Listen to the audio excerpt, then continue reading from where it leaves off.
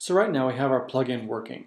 It's functioning, we set the width, we set the height. Let's take a little shift here and we're going to move into talking about the data. So right now we have our plugin. Now we're going to write a function here that's just going to go and get our data. We're going to pass it our settings because it's probably going to get our data based on what's in the list URL and the list name. For now, let's just leave it like that. But eventually what we're going to return is some JSON data. So let's just put in a little bit of data here. We'll make it an array, and then we'll put in, let's say, 3 slides. And we know each slide is going to have 3 things: a title, an image, and a link. Let's just copy that 3 times. Image 1, image 2, image 3. And this is going to be, right now we're going to just make this link into our image folder over here. So we'll say image, image1.png,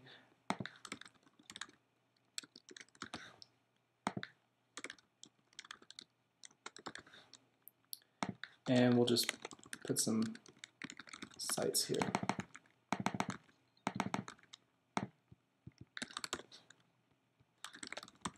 Okay, so here's our makeshift data. And when we're done, we're just going to return that data. So now just to prove that this is working, what we'll do is we'll say variable data is equal to get data, and we'll pass in the settings. And let's just log out that data and see what we have. Save, let's refresh here. Oh, unexpected, where are we? Line 43, retune data. There we go, that'll do it. Okay, so now you can see our data is actually being returned down here. Each object has an image source, a link, and a title. So now we know our data is working and we can use it in the slider. But in order to use this data, we're going to create 2 more functions. One is going to say format the data, and we're going to pass the data and the settings. And the other one is going to be the function that actually creates our slides. Because we don't want to create those in the actual DOM, we want to create these dynamically because we want to have as little HTML and JavaScript manipulation by the user as possible. So we'll say output slides, and this is just going to be past our settings. So first let's look at the format data. What we're going to do here is actually loop through our data and create individual slides based on that data.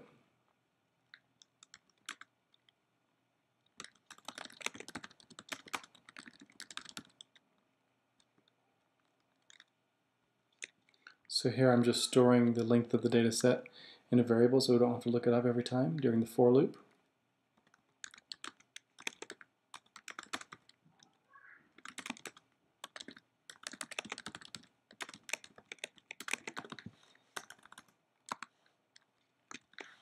Now what we're going to do, before we loop through this, we're actually going to create a new variable called slides, and we're going to store just an HTML string in here. And so it's going to be a div, we're going to give it a class of swiper wrapper. And you'll see why in a little bit. But we're going to give it a div of that, and then after the for loop is done, we're going to say slides, we're going to append the end of that div, and then we're just going to return. So we're going to return slides. So now whenever we call format data, we send it the data, we know we're going to get back an HTML formatted string of data that we can put into the DOM dynamically.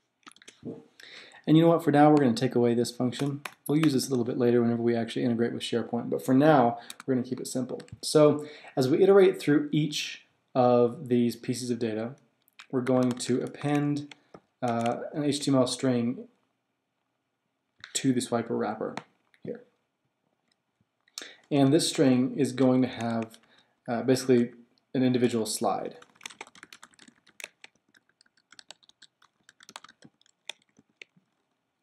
So we're going to start out with the slide. We'll go down here. And we could do this with templating, but I'm just keeping this in here for now. Feel free to break this out into, underscore or whatever you want to use for templating. So for now, what we're going to do is just put the image in here. So we're going to say the image source, and the image source is actually going to be coming from right here. So we're going to use the iteration of the data that we're on. We're going to get data image. So now for each one of these, it's going to bring in this URL, put it as the source of the image, output it into a slide, and then put it in the general slide wrapper. And then we're going to return the slides. So now, as I'm sure you're probably starting to see, what we're going to do, we have access to data, and we have access to settings, which we're not using yet. But now we can say format data, and we can pass it data and settings. And let's put this into a variable called slides, because we're returning slides here. And then what we're going to do is say self, which remember is the element that we're passing to the function, HTML. We're going to completely replace the HTML that's inside that, slides. Okay, save, and let's go check out what's happening here. Refresh. Okay, of course we've got an error down here somewhere. I'm sure you already saw it before I did. Probably a period here. Refresh. Okay, cool. So you can see here now, we've got 3 images. I actually don't have any images in my image folder, so I can go put those in there. But if you look at our DOM down here, we've got div, our test, we've got our swiper wrapper, and we've got 3 slides here. Inside each slide is an image, image source 1, image with image 2, and then of course, image 3. So just with this little bit of code here, we've already got a pretty functional function that puts dynamic slides into any div that we select. And you can see so far our index.html is extremely simple. This is all the users had to do so far, which is pretty much nothing. Now remember, we can come in here and just for kicks, let's set the width to 200, let's set the height to 50. Now let's set it to 500. Save, refresh, and now we've got a very long vertical slider. So right now the plugin's totally functioning. We're missing some SharePoint bits and we're missing a slider, but we'll add that in next.